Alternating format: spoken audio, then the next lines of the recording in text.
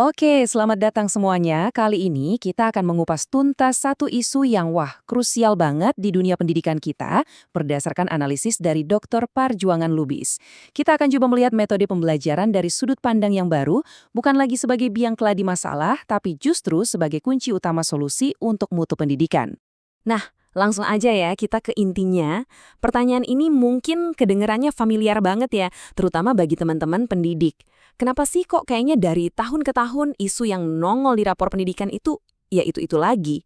Ini pertanyaan besar yang akan kita coba jawab bareng-bareng. Jadi, seberapa serius sih masalah ini?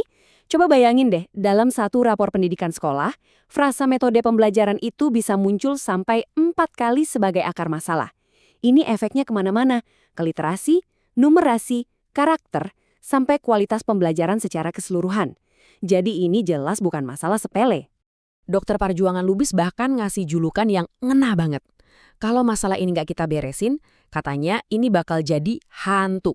Sesuatu yang nggak kelihatan, tapi dampaknya itu loh berasa banget terus-terusan mengganggu semua upaya perbaikan yang kita lakukan. Ini semacam panggilan buat kita untuk segera bertindak. Oke, ini dia peta jalan kita untuk diskusi kali ini.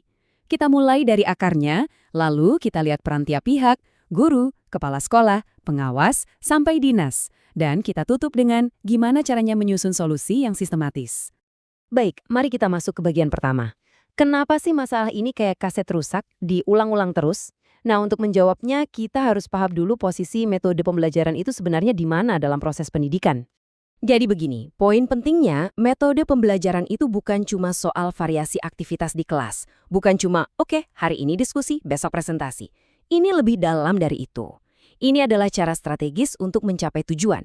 Inilah fondasi yang menentukan apakah siswa kita itu beneran ngerti atau cuma sekedar hafal. Dan di sini kelihatan banget bedanya. Pola lama yang sering jadi masalah itu, ya gitu deh, didominasi ceramah. Guru ngomong, murid dengerin, atau ngantuk. Pasif banget. Padahal, pola ideal yang kita tuju adalah di mana peserta didik itu terlibat aktif, ikut mikir, ikut membangun pemahaman mereka sendiri. Kutipan ini benar-benar memperkuat ide utama kita nih. Anggap aja metode pembelajaran itu jantungnya. Kalau jantungnya lemah, ya gimana seluruh sistem di kelas bisa berjalan optimal kan? Jadi ini bukan lagi soal teknis, tapi ini esensial. Lantas, siapa yang ada di garis depan untuk perubahan ini? Ya tentu saja, para guru. Merekalah ujung tombak yang bisa benar-benar mewujudkan transformasi ini, langsung di dalam kelas. Ada 4 hal mendasar yang perlu dimiliki setiap guru. Pertama, pahami metodenya secara mendalam, jangan cuma kulitnya. Kedua, harus bisa memilih dan menggunakan metode yang paling pas dengan tujuannya. Ketiga, sadar betul kalau ini tuh penting dan mendesak. Dan keempat, yang gak kalah penting, punya antusiasme buat terus belajar dan berkembang. Terus, gimana caranya mengembangkan diri? Wah, banyak banget jalurnya. Bisa belajar mandiri lewat platform yang udah ada, bisa aktif di komunitas belajar kayak MJMP buat saling berbagi, atau bisa juga melakukan praktik reflektif kayak lesson study bareng rekan-rekan guru. Kuncinya satu, proaktif. Tapi, guru nggak bisa berjuang sendirian. Disinilah peran strategis kepala sekolah jadi sangat vital.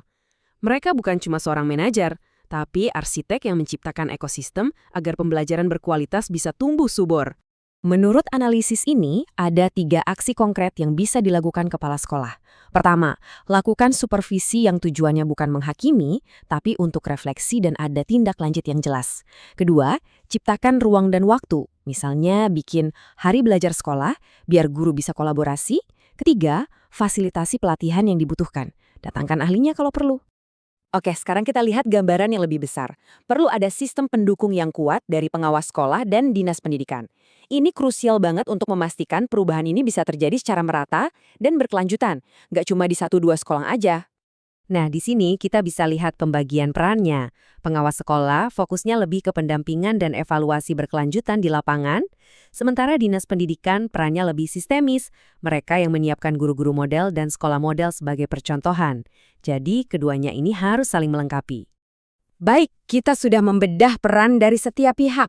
Sekarang, mari kita coba rangkum gimana semua ini bisa kita jalin menjadi sebuah solusi yang sistematis. Sebuah jalan keluar dari siklus masalah yang itu-itu lagi. Dan inilah kuncinya, solusinya nggak bisa sepotong-sepotong, harus sistematis. Nggak bisa jalan sendiri-sendiri, harus kolaboratif. Ini butuh komitmen yang nyata dari semua level dan yang terpenting harus konsisten, bukan sekedar program sesaat yang hangat di awal saja. Ini adalah tujuan akhir kita, sebuah pergeseran paradigma total, di mana saat kita buka rapor pendidikan di masa depan, kita nggak lagi nemuin metode pembelajaran sebagai akar masalah, tapi justru sebagai kontributor utama keberhasilan siswa. Inilah visi yang harus kita kejar bersama. Dan kita tutup paparan ini dengan kutipan yang penuh harapan. Pada akhirnya, semua ini bertujuan agar peningkatan mutu pendidikan itu nyata. Bukan cuma angka-angka cantik di atas kertas atau laporan, tapi benar-benar dirasakan oleh setiap siswa di dalam ruang kelas mereka. Pertanyaannya sekarang untuk kita semua, sudah siapkah kita memulai perubahan ini?